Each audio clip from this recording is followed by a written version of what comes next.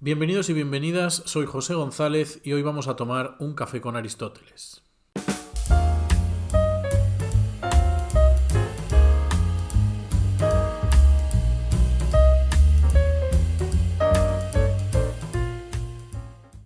Bienvenidos a todos y a todas a este episodio de marzo. Marzo es un mes muy especial. Como todos y todas sabéis, celebramos el Día Internacional de la Mujer y me he dado cuenta, revisando el archivo del podcast, que nunca hemos dedicado un episodio a la concepción de la mujer de Aristóteles, que, como ahora veremos en la introducción, ni nos va a sorprender, ni vamos a ver que tenga una construcción excesivamente elaborada, pero que en cualquier caso es un tema que creo que merece la pena ser señalado. Así que en el episodio de hoy vamos a hablar de vamos a hacer una introducción a cuál es la concepción de la mujer que tiene Aristóteles en su obra. Como sabéis, la figura de la mujer a lo largo de la historia pues es una figura tradicionalmente subordinada.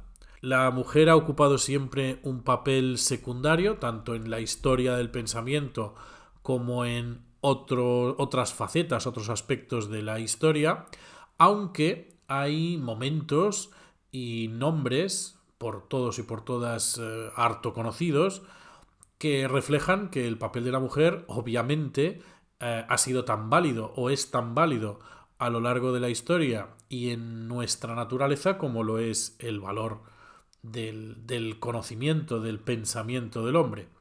Es cierto que a lo largo de la historia la mayoría de los nombres que nos vienen a la cabeza son de varones, de hombres.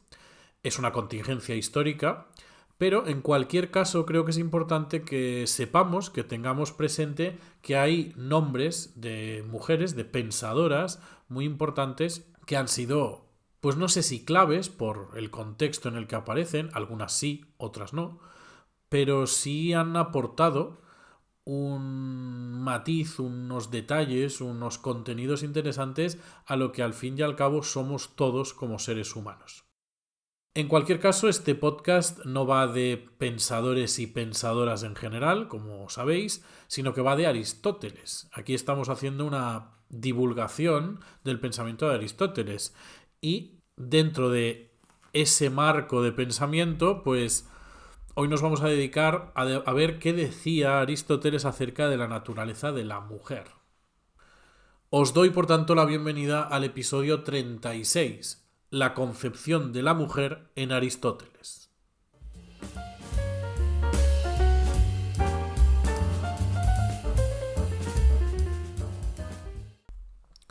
Si tuviéramos que definir las características principales de cómo se ha entendido la mujer en la antigüedad o a lo largo de una parte importante de nuestra historia, pues deberíamos decir que la mujer se ha entendido siempre como la manifestación imperfecta del ser humano, como ese individuo, yo me atrevería a decir que para prácticamente cualquier pensador perfectamente humano, pero que no ha llegado a estar totalmente completo en su producción. La mujer es, en la tradición, un momento intermedio en ese proceso hasta llegar a la perfección que simboliza el hombre.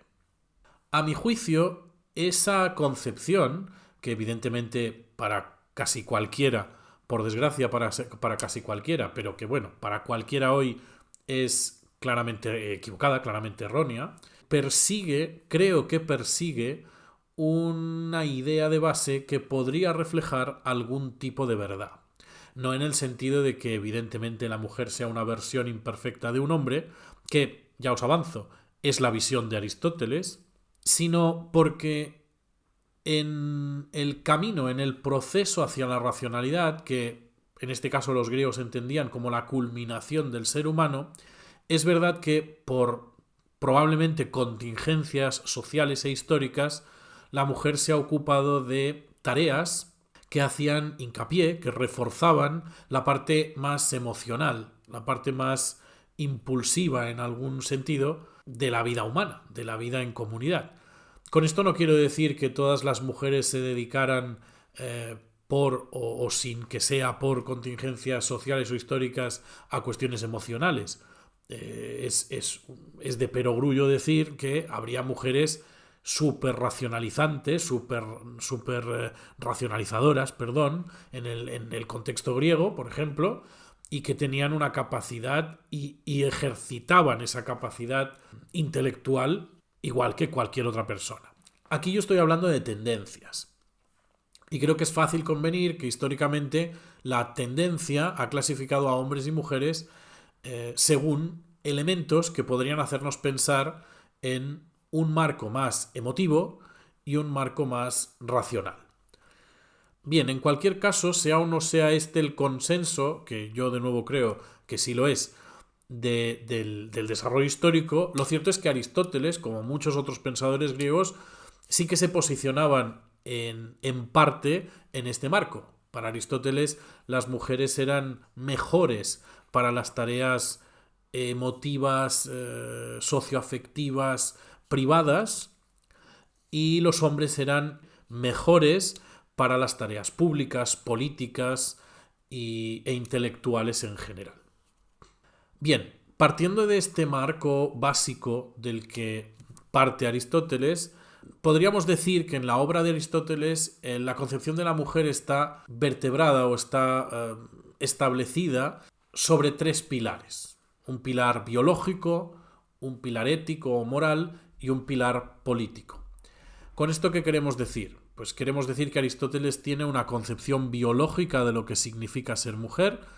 No vamos a entrar demasiado en profundidad en ninguno de los tres pilares. Veremos las características principales de las tres, pero no entraremos demasiado en la vertiente biológica, porque la vertiente biológica ya no la sostiene nadie, espero. Es una observación, o sea, es una concepción basada en una observación llena de prejuicios.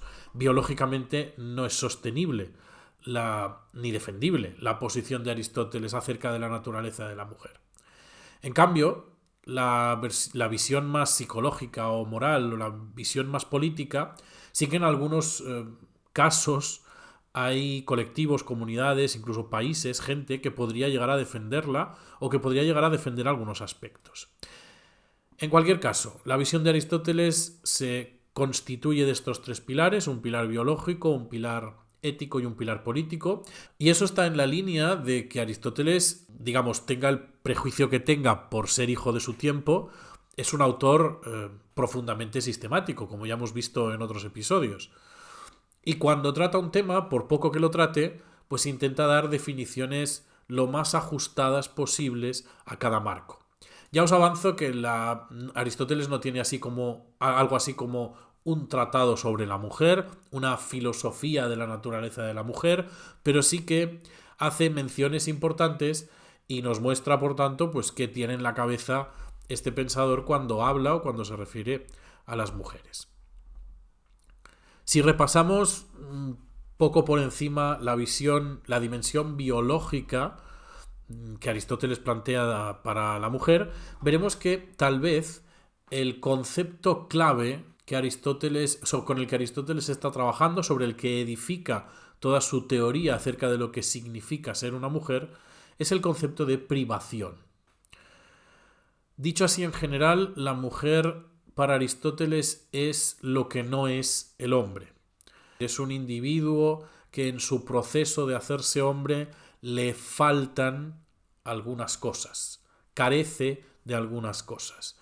Es un ser humano incompleto, es un hombre incompleto, es un hombre al que le falta alguna, lo veremos luego en la parte política, al que le falta alguna capacidad, alguna facultad, o al menos le falta el dominio, el desarrollo sobre esa facultad. Una de las diferencias fundamentales a tenor de este concepto de privación es que para Aristóteles la diferencia entre hombre y mujer, la diferencia entre sexos, es una cuestión de calor vital. Aristóteles presupone que la mujer tiene menos calor y que, por tanto, los procesos biológicos que tiene un hombre y que le permiten concretamente crear el esperma, en la mujer no son posibles por esa falta de calor. Ese proceso incompleto es lo que para Aristóteles es causa de la menstruación. Tanto para Aristóteles, el proceso iría de cero al esperma y la menstruación sería algo así como un estado intermedio en el que se estanca la naturaleza de la mujer. Esta idea nos la planteará fundamentalmente en Generación de los Animales. Aristóteles, como no hace un tratado de la mujer, pero sí hace un tratado biológico, cuando hable de la mujer lo va a estar haciendo en analogía a otras hembras de otros animales, de otras especies. Entonces, esta idea la plantea en Generación de los Animales y nos dice algo como que la hembra es, por así decirlo, un macho deforme, pues las menstruaciones son semen, aunque no puro. Esta es un poco la idea que subyace en la concepción esta anatómica de desarrollo biológico de Aristóteles sobre la mujer. Por otro lado, esta idea se ve también esta idea de privación, quiero decir, se ve también en su definición por incapacidad. Es que en Generación de los Animales nos dice: debemos considerar el carácter de la hembra como una especie de imperfección natural. Esto está un poco, lo veremos después, pero esto está un poco al hilo de lo que os estaba comentando, de que la mujer no llega a los estadios de racionalidad, no llega por el ejercicio, no porque una cosa que sí reconoce Aristóteles, y por eso os decía que yo diría que todos los pensadores de la historia de la historia de la humanidad consideran, Aristóteles sí que asume que la mujer es un ser humano pleno, es un ser humano perfectamente racional. Lo que le sucede a la racionalidad de la mujer es que está atravesada por otros elementos que en ella tienen más peso, tienen más fuerza.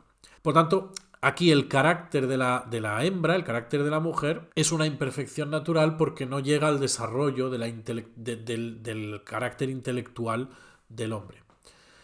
Y por último, la mujer y el hombre también están en analogía con la teoría del ilemorfismo. Si recordáis, la teoría de Aristóteles en la que sostiene que la realidad es un compuesto de materia y forma, por tanto, de que todo lo que existe puede ser reducido, si lo podemos decir así, a una conjunción de un componente material y un componente formal que sería la idea o el modelo de la cosa en concreto. Pues en Generación de los Animales podemos leer lo siguiente: la contribución de la hembra a la generación es la materia, mientras que la del macho es el principio del movimiento, o sea, la forma. A mi juicio, esta es la cita filosóficamente más relevante. Nos dice: la mujer es a la generación la materia. Y como sabéis, en la teoría del ilemorfismo, forma y materia están jerarquizadas. Aunque son las dos componentes esenciales, es decir, condiciones necesarias de la existencia de una cosa, la forma está jerárquicamente por encima de la materia. Aquí Aristóteles está trasladando la idea de que la mujer, como la materia, está supeditada a la forma, está supeditada al hombre. Es decir, la cosa está supeditada a la idea. Está estableciendo este desequilibrio, esta jerarquía entre la mujer como materia y el hombre como forma. Desde un punto de vista biológico, estas son básicamente las tres ideas que yo creo que definen o caracterizan la concepción de la mujer. La mujer es privación, la mujer es falta de calor, y en esa falta de calor tiene un desarrollo biológico que se queda en un estado intermedio. Ese estado intermedio es lo que da fruto para Aristóteles a la menstruación y es lo que hace que el carácter de la mujer sea imperfecto en términos naturales. Y por otro lado, establece biológicamente esa jerarquía entre hombre y mujer, comparándolo, haciendo la analogía con la materia y la forma. Por lo que respecta a la dimensión psicológica, a la dimensión moral, es decir, al carácter, Aristóteles plantea diferencias para él obvias y evidentes y necesarias entre una mujer y un hombre. Fijaos que el punto de Aristóteles aquí no es de simple subordinación de la mujer, sino que lo que está haciendo es clasificar para qué funciones está naturalmente, digamos, configurada la mujer y el hombre, y con base en ese, digamos, llamémosle configuración o ese diseño, qué cualidades, qué rasgos del carácter deben ser los predominantes en ella. Por lo tanto, la mujer para Aristóteles, dada a esa preconfiguración natural, pues tiene unos rasgos psicológicos específicos. Es una versión más débil, más blanda del carácter del ser humano. Por ejemplo, en Historia de los Animales podemos leer lo siguiente. La mujer es más compasiva que el hombre, llora con más facilidad, pero también es más envidiosa, más quejumbrosa, más criticona y más agresiva. La mujer es también más propensa al desánimo y menos esperanzada que el hombre, y más propicia al engaño. Como veis aquí, se señalan cuáles son las características para Aristóteles que caracterizan a la mujer en relación con el hombre. Y si os fijáis, son características atravesadas por la emoción, por las cuestiones socioafectivas. Pues es más envidiosa, es más quejumbrosa, es más criticona, es más propensa al desánimo. Eso no solo caracteriza una configuración concreta de cuál es el rol de la mujer en la sociedad, sino que además la separa esencialmente del hombre, porque esto es lo que define a la mujer. El hombre es otra cosa, y si la mujer es esto, el hombre solo puede ser la otra cara de la moneda, es decir, es menos envidioso, es menos quejumbroso, es menos dado al desánimo. Esas diferencias psicológicas, en el fondo, están hablando de los roles que, según Aristóteles, cada sexo, cada individuo, pues tiene preconfigurado naturalmente. Por ejemplo, en este sentido, en la política, Aristóteles nos hace esta distinción acerca de la valentía y la templanza. La templanza de un hombre y la de una mujer no son la misma, ni tampoco su valor y su justicia. El valor del hombre se demuestra en el mandar, y el de la mujer en el obedecer. Fijaos que aquí hay una cuestión muy interesante, que es que Aristóteles en realidad no le está poniendo un contenido moral al hecho de mandar y obedecer. O sea, no deberíamos entender ese mandar y ese obedecer en términos, o en este caso este obedecer, en términos despectivos moralmente hablando. Lo que Aristóteles está haciendo en la política es decirnos, la mujer puede desarrollar la virtud de la templanza y la virtud de la valentía, que son virtudes, por tanto son cuestiones intelectuales, es decir, necesitamos el intelecto para desarrollar una virtud. La cuestión es que, como la mujer está naturalmente configurada para el obedecer, su templanza y su valentía deben adecuarse a ese obedecer. Pero aquí, es decir, deberíamos huir del presentismo al leer esta cita. No es una subordinación por subordinar a la mujer, sino que es la colocación del rol de la mujer en su lugar natural. Entendámonos, estamos hablando de la época de la que estamos hablando. Lo que querría transmitiros es esa idea, ¿no? Que esta cita no está puesta con un contenido despectivo moral sobre el rol de la mujer, sino que simplemente está hablando de una configuración natural. En la dimensión política tenemos otras características muy interesantes de las que habla Aristóteles y que siguen precisamente esto que nos ha planteado a tenor de la templanza de la valentía. Aristóteles, en la parte política y social, en su análisis político y social, nos justifica el por qué la mujer debe estar supeditada, subordinada al hombre dentro de la estructura familiar y dentro de la estructura social.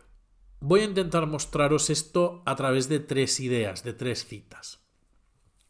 La primera de todas es la relación de pareja como una jerarquía natural. Y esto está al hilo de la idea de que la mujer es materia para la generación y el hombre es forma. Nos dice Aristóteles en la política, el macho es por naturaleza superior y la hembra inferior.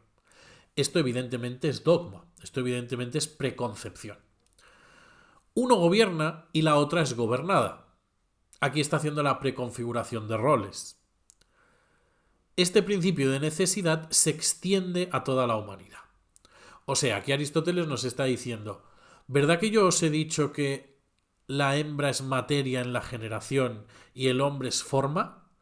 Pues como todo en la realidad responde a esta teoría del hilemorfismo, la única consecuencia que podemos derivar en el orden político y en el orden social es que el macho es superior y la hembra es inferior como la forma lo es a la materia, que uno gobierna la forma y el otro es gobernado, la materia, y que además esto sirve para todos los individuos dentro de la humanidad. Lo que está haciendo aquí es una extensión del hilemorfismo a los roles políticos y sociales entre hombres y mujeres. La segunda característica interesante es la cuestión de la deliberación, que es una característica no solo interesante para distinguir a hombres de mujeres, sino también para distinguir a individuos diferentes.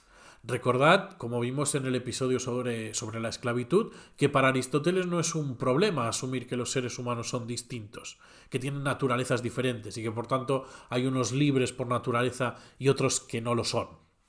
Bueno, pues en este sentido la deliberación sería el elemento que distingue esa libertad. Vamos a ver qué sucede con la mujer. En la política a este respecto, Aristóteles nos dice: el esclavo carece por completo de la facultad deliberativa. El esclavo. La mujer la tiene la facultad deliberativa, pero es ineficaz. ¿Qué nos está diciendo aquí? Que es muy interesante. Aquí en realidad este pasaje no está pensado para distinguir al hombre de la mujer, sino que está pensado para distinguir al hombre libre del esclavo. Y la mujer aquí es como el niño, que también aparece en esta cita, es un mecanismo, es un complemento para ayudar a la argumentación. En cualquier caso, podemos sacar conclusiones. Nos dice: el esclavo carece por completo de la facultad deliberativa.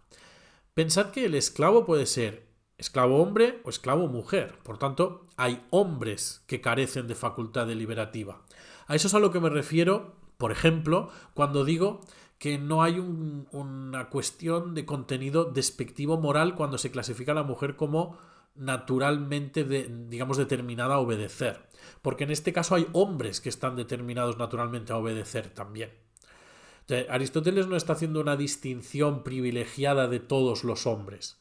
Está haciendo una distinción privilegiada, si queremos, de un conjunto de hombres. Pero el ser hombre no es necesariamente la razón de ese privilegio.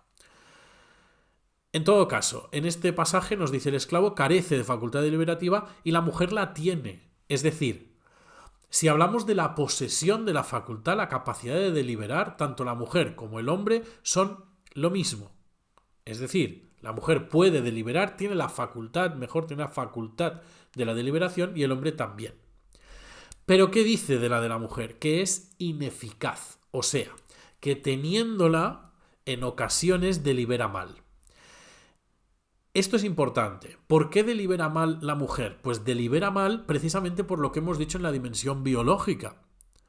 Porque la mujer tiende a ser más compasiva, tiende a llorar con facilidad, tiende al desánimo, es menos esperanzada, es más quejumbrosa.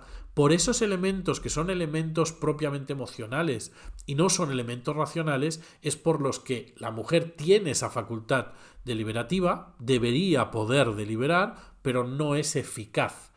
Fijaos que no dice que no sea capaz o que lo haga siempre mal, dice que no es eficaz. No ser eficaz implica que a veces aciertas. No es una eliminación absoluta de la mujer dentro de esta facultad. Por último, el tercero de los elementos de este aspecto es más que una distinción entre hombres y mujeres, es una referencia que hace Aristóteles criticando a Esparta. Pero en todo caso la vamos a leer porque nos dice alguna cosa interesante. Nos dice: la libertad de las mujeres es perjudicial tanto para el propósito de la Constitución como para la felicidad del Estado. En Esparta, el legislador descuidó a las mujeres. Viven con toda clase de desenfreno y lujo. Vale, es una crítica a Esparta, pero evidentemente nos da mucha información acerca de cuál es la concepción de Aristóteles sobre la mujer. ¿Por qué? Como sabéis, en Esparta las mujeres tenían un papel políticamente relevante en la ciudad. Sí que es cierto que no tenían la capacidad legislativa que tenían los hombres, pero se les escuchaba, tenían derecho de voz, digamos, de hablar, de proponer. La consideración de las mujeres en Esparta era tal vez la más cercana a nosotros, a nuestra época, dentro del mundo clásico, o una de las más cercanas. Y esto es precisamente lo que critica Aristóteles. Nos dice: en Esparta el legislador descuidó a las mujeres. Fijaos lo que está diciendo Aristóteles. Darle esos, digamos, entre comillas, privilegios a las mujeres, como lo hicieron los espartanos, es descuidarlas. ¿Por qué? porque no es tratarlas con adecuación a su naturaleza, nos dice Aristóteles. Viven con toda clase de desenfreno y lujo, viven como si fueran hombres, podríamos decir nosotros. Viven con los privilegios de los hombres o con algunos privilegios de los hombres. Tanto de nuevo aquí está criticando a Esparta, pero nos está criticando a Esparta porque no pone a las mujeres en el lugar que Aristóteles cree que deberían estar.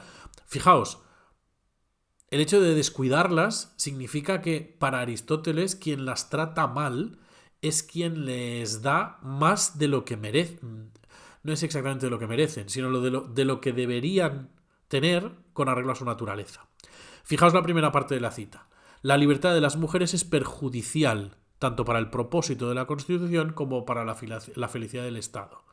La libertad de las mujeres, ¿qué está queriendo decir? ¿Que no hay mujeres libres en Atenas, por ejemplo? No es eso. Hay mujeres libres porque si las mujeres fueran esclavas, por ejemplo, o no fueran libres, la libertad y la esclavitud era hereditaria. Por tanto, no podemos tener hombres libres si no tenemos mujeres libres.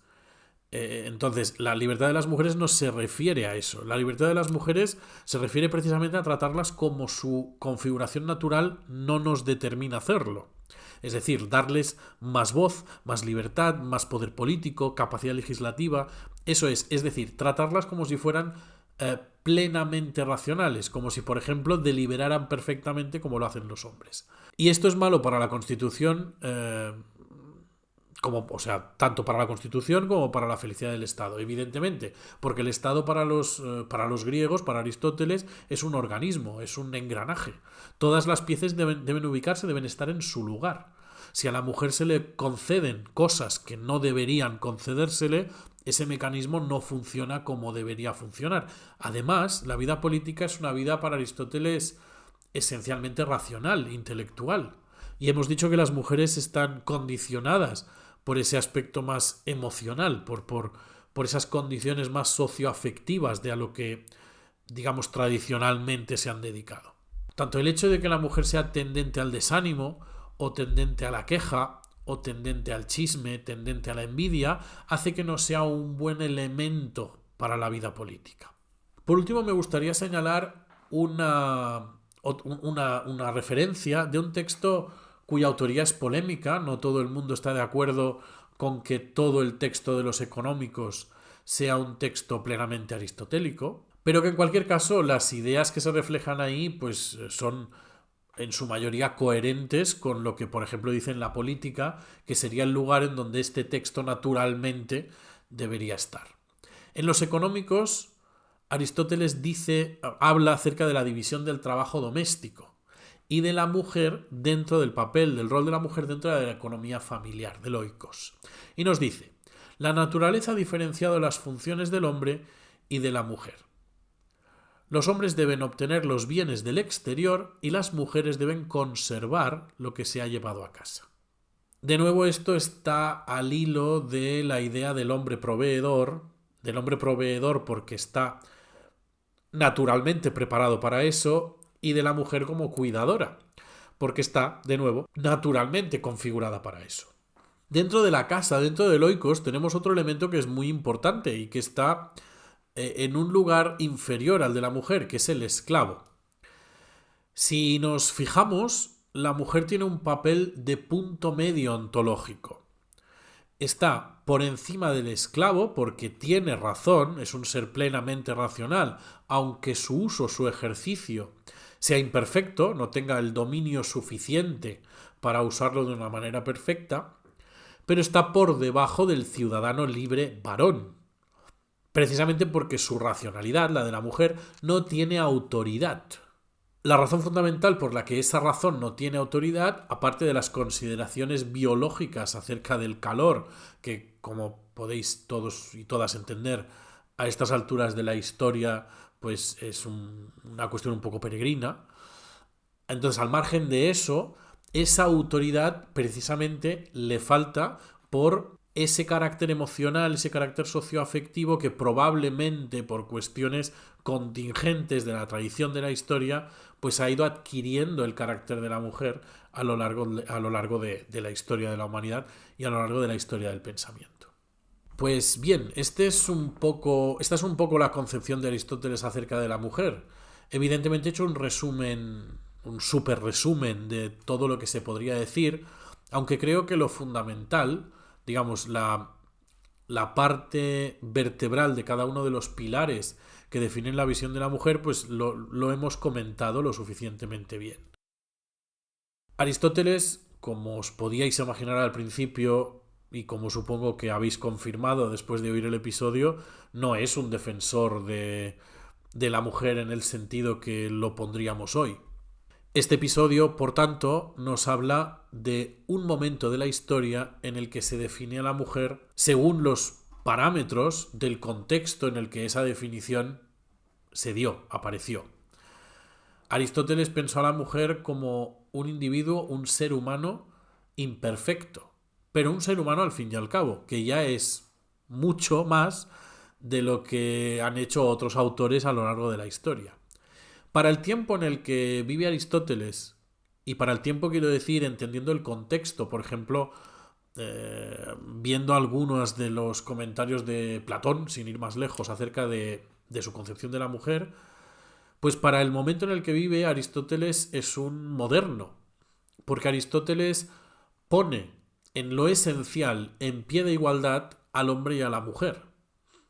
El fallo de la mujer, digamos, el defecto de la naturaleza de la mujer, es un defecto accidental, es un defecto circunstancial, es un defecto en el proceso. Pero eso no la hace merecer el lugar, por ejemplo, del esclavo, que sería el escalafón más bajo dentro del ser humano. Para Aristóteles, la mujer es un elemento fundamental de la humanidad, tiene un rol necesario en la vida política y en la vida social. No solo en la vida doméstica, como por ejemplo pues sucederá en otros momentos de la historia posteriores a él. Así que sin intentarle salvar los platos a Aristóteles, que como hijo de su tiempo pensó la mujer en los términos en los que la pensó, creo que también es merecido darle este pequeño título de moderno para su contexto, moderno para su época. Ya que nos plantea una mujer en pie de igualdad en muchas cosas, complementaria al hombre y por lo tanto necesaria desde un punto de vista físico, desde un punto de vista político y desde un punto de vista ontológico también. Sin más que deciros acerca de la concepción de la mujer en Aristóteles, espero que os haya parecido interesante. Aprendamos lo que tengamos que aprender de las cosas que nos ha dicho Aristóteles acerca de esta cuestión, si es que creemos que debemos aprender algo. Pongamos sobre todo cada interpretación en su sitio y en su momento histórico, creo que esto es fundamental, y recordemos este día como se merece, recordando a todas las mujeres que están, que han estado y que estarán, que seguirán estando en el futuro, porque son también parte fundamental de la historia del pensamiento y de lo que nos convierte en seres humanos. Hasta el próximo episodio.